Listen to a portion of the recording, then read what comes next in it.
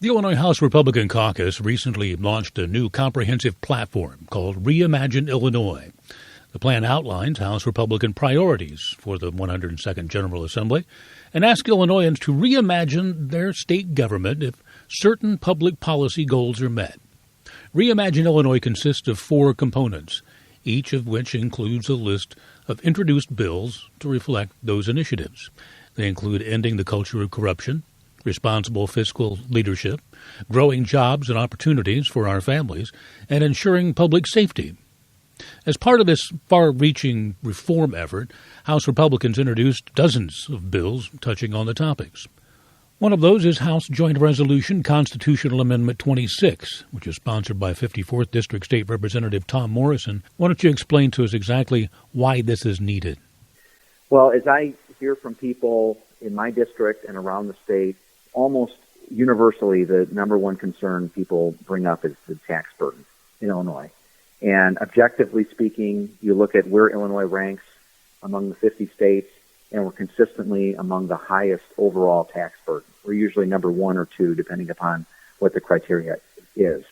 And so I think the legislature needs to respond to what the people are clamoring for. When I talk to residents who decide that they want to move, often the tax burden is one of the things that they mention, that they're able to get more for their money in other states. And so we know that Illinois has fiscal problems. And the legislatures of the past, the governors of the past, have sought to kick the can. They have implemented tax increases in lame duck session. What we need to do is address the spending side of where the state of Illinois is, rather than just constantly raising taxes. And whether it's a gas tax, sales tax, income tax, utility taxes, residents have had enough.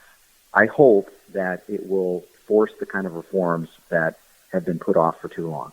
There are many reforms that are needed, aren't there? Absolutely.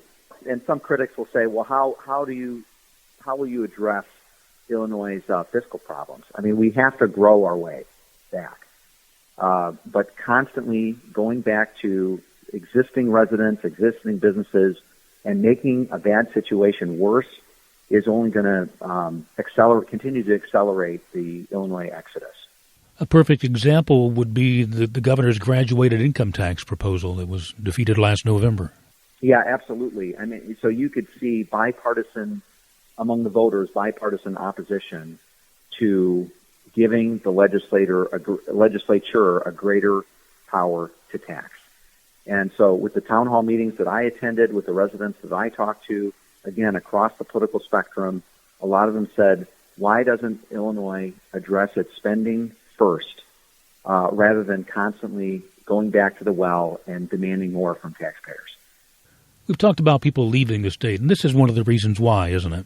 People might move for a variety of reasons. It might be the weather. It might be a job change.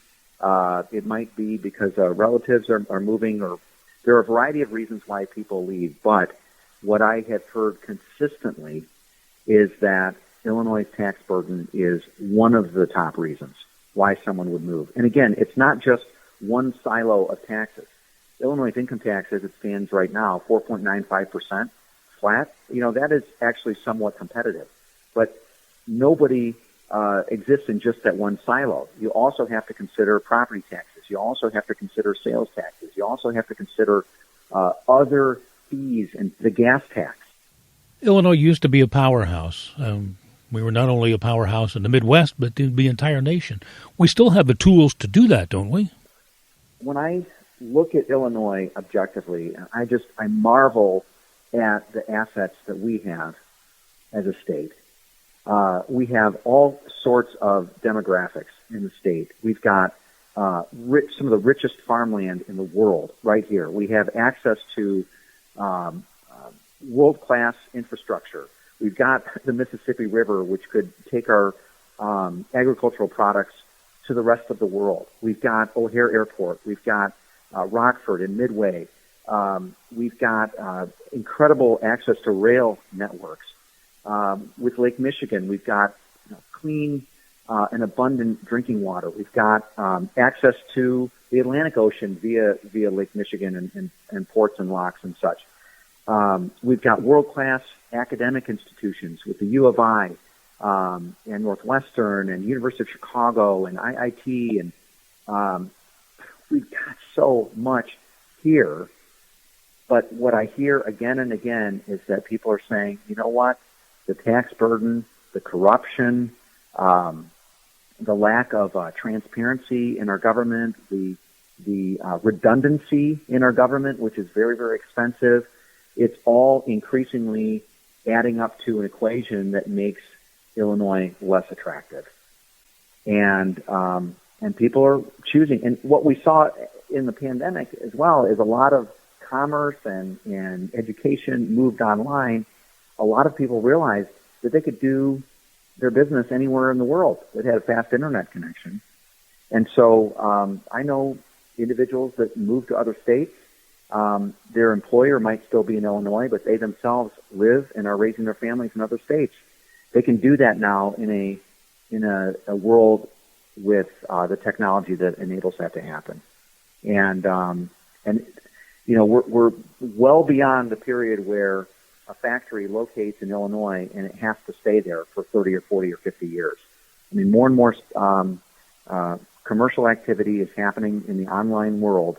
And so states that have a more attractive climate, you know, in terms of the weather, but also their economic climate, maybe they have a lower tax burden, that is becoming increasingly attractive for people.